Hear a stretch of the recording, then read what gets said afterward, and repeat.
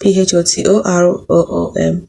You see, Photoroom is the magic wand for people who can't Photoshop but want to fake it. Let's be real, not everyone has time to learn Photoshop just to remove their ex from vacation pics. So that's where Photoroom enters. This app promises to edit photos faster than you can say, why is there a photo bomber in every shot? But is this AI magic or just a fancy sticker book? Grab your phone and your dignity and let's find out. Let's look at the good, the bad, and sometimes Photoshop it moves your arm when trying to remove something. But let's look at it. Now, in the category of background removal, yes, you can cut out objects cleaner than your breakup text if you use Photoroom.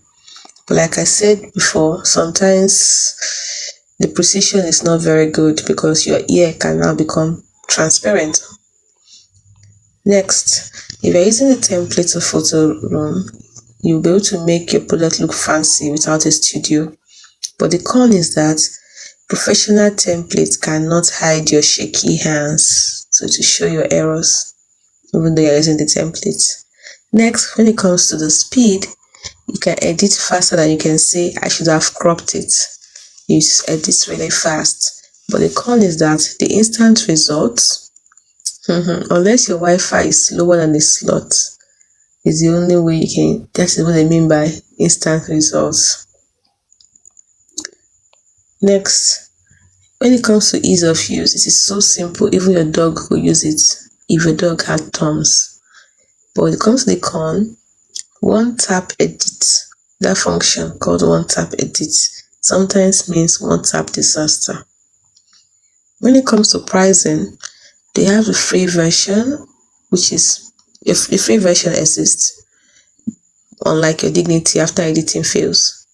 When it comes to the con, the premium costs more than your I'll learn Photoshop Sunday dreams. It's extremely expensive.